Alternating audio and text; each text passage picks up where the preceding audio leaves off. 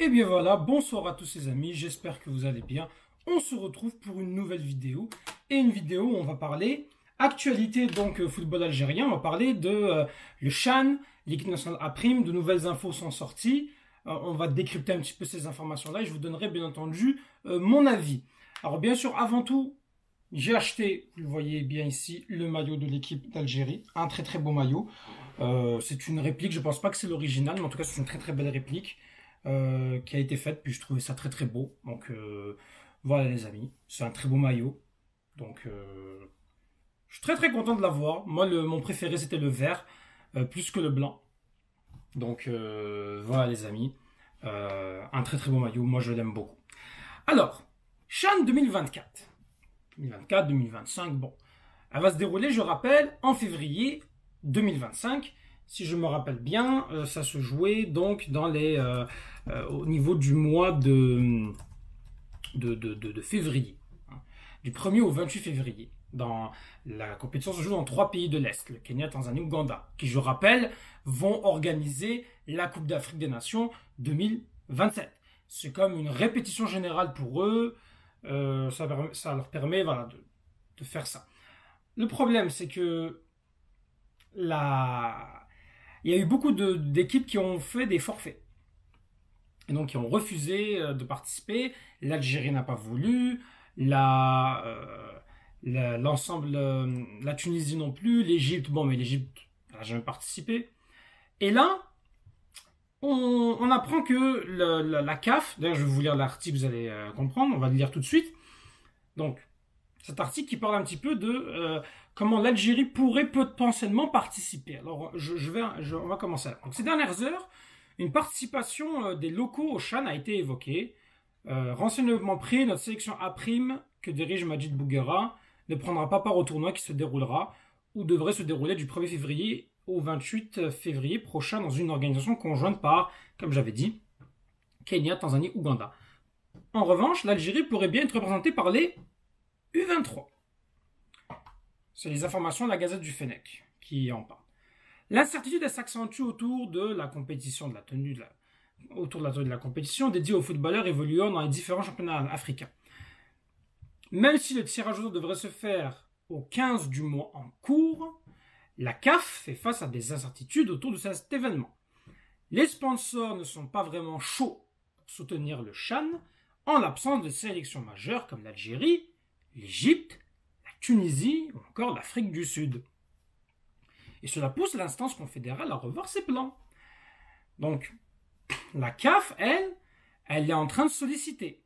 Elle aurait sollicité l'Algérie pour les A', qu'elle aurait relancé encore, malgré que la Fédération algérienne de football présidée par Walid Saadi a dit que, compte tenu du calendrier chargé, qu'ils avaient décliné l'offre, mais que la FAF voudrait proposer une alternative en proposant l'EN U23, l'équipe nationale des moins de 23 ans, qui prennent part à ce challenge.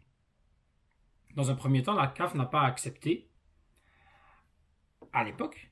Après avoir vu que le CHAN 2024 manque de prestige et de représentation dans la zone Afrique du Nord, l'offre de la FAF aurait été acceptée. Eux, ils disent a été acceptée. On verra.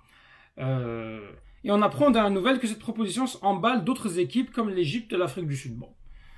Après, ce rebondissement cause un problème d'éthique dans décret directement des participants à la phase finale que d'autres sélections ont joué des éliminatoires pour composer leur ticket. C'est vrai. On n'a pas participé à des qualifications. Pourquoi est-ce que l'Algérie aurait le droit? Et la CAF, donc, elle proposera un rachat en organisant un mini-tournoi en Tanzanie avec 7 sélections. L'Algérie, l'Égypte, l'Afrique du Sud, la Gambie, le Gabon, le Malawi et les îles Comores. Il constituera une prova pour le CHAN. L'Algérie aura une exemption et disputera un seul match pour arracher son billet face à un adversaire qui serait prenable. C'est pour dire que les chances de passer sont considérables. Cependant, on mentionnera que ce chamboulement pourrait provoquer un nouveau report du rendez-vous. Par ailleurs, il est précisé qu'aux commandes des U23, il n'y aura pas Majid Bouguera. La FAF se contentera avec Ali Mousser, nouveau directeur technique national pour décider de l'identité du coach qui assurera cette mission. Logique, car Bouguera ne va pas s'aventurer avec des espoirs et risquer d'inscrire un échec avec la sélection dans son CV qui a été impressionnant avec Léa Prime. Lors de son premier passage, pour rappel, Bougui avait décroché la Coupe arabe FIFA 2021, en plus d'avoir atteint la finale au CHAN 2023, jouant en Algérie. En match officiel, il n'a jamais perdu dans le temps réglementaire. Son revers lors de la finale continentale était au tir au but. Alors là, les amis, comment vous dire? Franchement, c'est le chaos total à la CAF. Franchement, c'est le chaos total à la CAF. Franchement, moi, je comprends pas cette idée de CHAN. Il y en a qui vont me dire, oui, mais tu sais, ça donne la chance aux joueurs locaux. C'est vrai. Mais à un moment donné, tu peux pas ne rien annoncer et à la dernière minute, parce qu'ils l'ont annoncé à la dernière minute. Le CHAN, voilà, il faut faire le... C'est pas possible.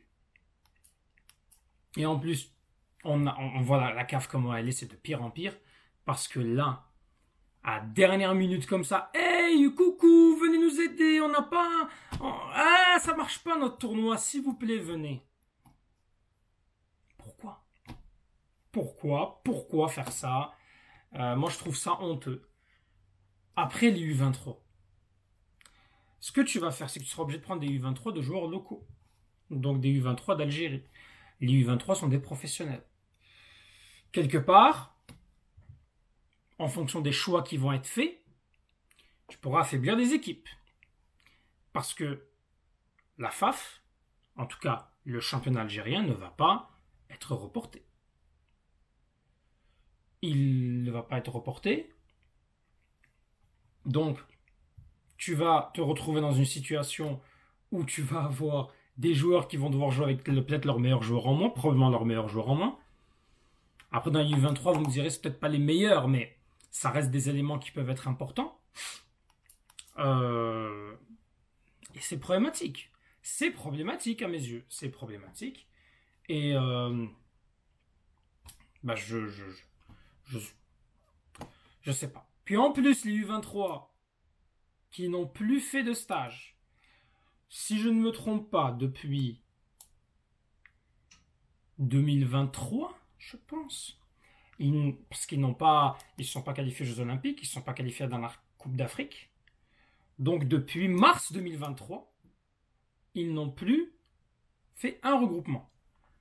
Et là, on va prendre, dernière minute, des équipes, des joueurs, qu'on va leur dire préparez-vous. À moins qu'il y ait un report, bien sûr. S'il y a un report, d'accord, pourquoi pas. Mais quand même, ça va être bizarre. Mais encore une fois, ce dossier montre encore une fois l'incompétence de la Confédération africaine de football. L'Algérie s'est participée au 23, pourquoi pas?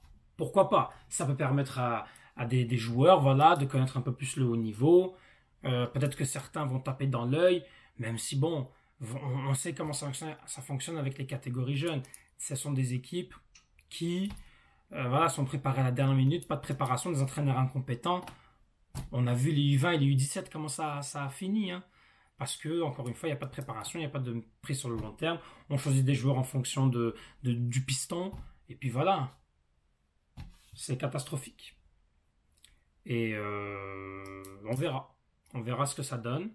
Est-ce que ça veut dire qu'ils vont devoir reporter? Et s'ils reportent, ça montre encore une fois de plus que cette CAF, c'est de pire en pire. Et enfin, il y aura, en espérant que ça change vite. Parce que là, on n'est pas respecté au niveau africain avec toutes ces désorganisations très gravissimes. Oh, il n'y a aucune autre confédération qui est comme ça. Et ok, il y a l'Europe, très bien. L'Europe, elle est à part, d'accord. Mais l'Asie, il n'y a pas de problème.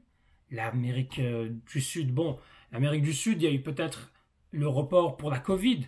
Il y a eu peut-être des organisations un peu de Copa América, mais c'est pas aussi catastrophique que l'Afrique, quoi. Je suis désolé. Ça, et je dis pas ça pour dénigrer le football africain ou l'Afrique en général. C'est que Moi, je pense qu'on devrait être mieux. On devrait être mieux représenté et que normalement, ça suffit, cette mascarade et cette désorganisation scandaleuse. Donc voilà. Mettez en commentaire ce que vous en pensez. Que pensez-vous que l'Algérie va aller avec les U23? Moi, je dis oui, mais voilà. Je ne m'attends pas à grand-chose de toute façon de cette compétition. Parce que je pense pas que si tu envoies les U23, t'as pas envie de la gagner, hein. Vu comment c'est fait, à moins qu'on ramène vraiment un entraîneur, qu'on ramène des joueurs, mais de toute façon, ça va être une date où est-ce que les, ça va pas être des dates FIFA. Donc, comme c'est pas de date FIFA, les clubs européens n'auront pas obligation de libérer. Donc, tu n'auras pas un effectif très très fort.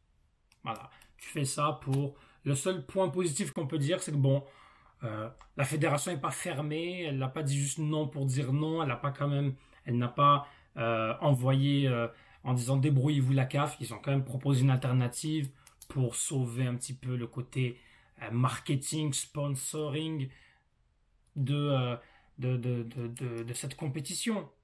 C'est le seul point positif que j'en tire. Mettez en commentaire ce que vous en pensez. Tahal Jazair, les amis.